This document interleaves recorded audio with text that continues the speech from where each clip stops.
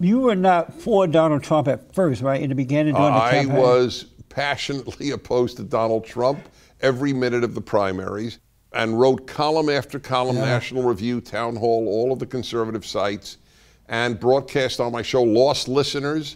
I'll never listen to you again. I'm for Trump. But I was totally opposed to him. But from the very first column I wrote, and I'm happy I did, if he's nominated, I will vote for him. Yes. And the day he was nominated, I became a passionate supporter.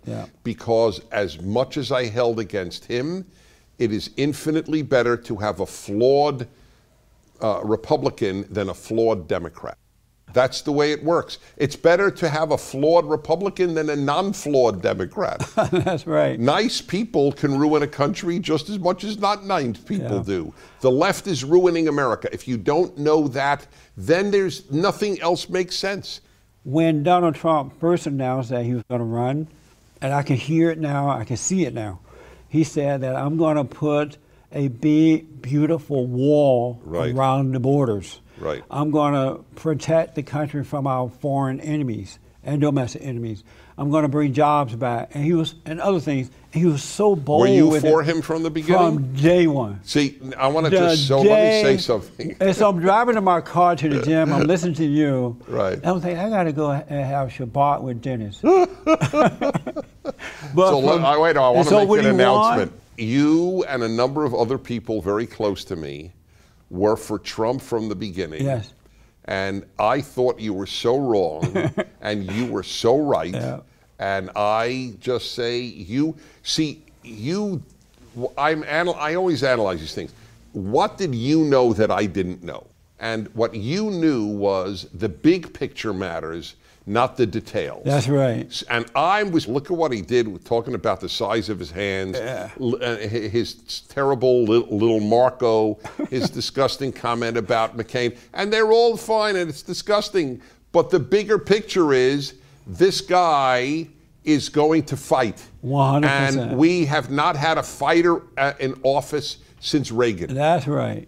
That's you knew it. And I salute you. And I have to tell you, I woke up early November 9th because I had to go to bed kind of early. I do an early radio show. And I turned on Fox News. I had to see right away. And when they announced that he had won, President Trump was president, I went to Cloud 9, and I've been dancing on the ceiling ever since. Right. I'm totally with you. I had more fun than you on election night. And I had gone around the country, speaking on his behalf. On election night, my wife and I watched MSNBC. Oh, yeah.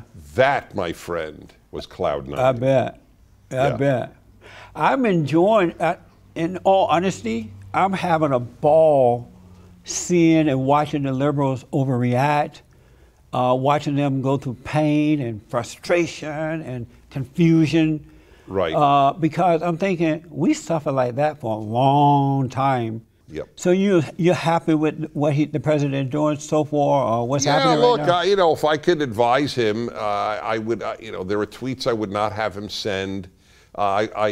He should have fired Comey in a more civilized manner. I don't argue that the man's done everything well, but the big picture is staggering. And any conservative who is against him, I mean, this is my big thing. The last couple of weeks since I wrote my piece, taking issue with conservatives who attack him, and it really, I went viral, the whole thing. That's why I was on Fox and Friends today, and Newsweek published my article, which is amazing. I asked these people to ask themselves one question. If I had told any conservative a year ago, the following will happen with a victory of a Republican. Nobody knew what Republican. We would have a conservative Supreme Court justice already confirmed. We would have the EPA reined in from its economy stifling rules. We would have the Keystone Pipeline affirmed. We would have the most conservative cabinet in modern American history.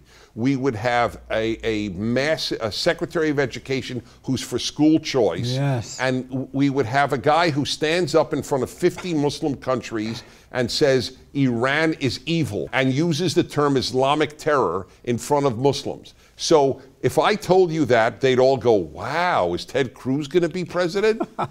Or they would just go, wow, that's great. Yeah. But it's a guy who doesn't talk like the educated, like the sophisticated. Right. So I pointed out in my last article, I said, you know, God used King David and God used a prostitute, Rahab, for instrumental roles in Israel's history.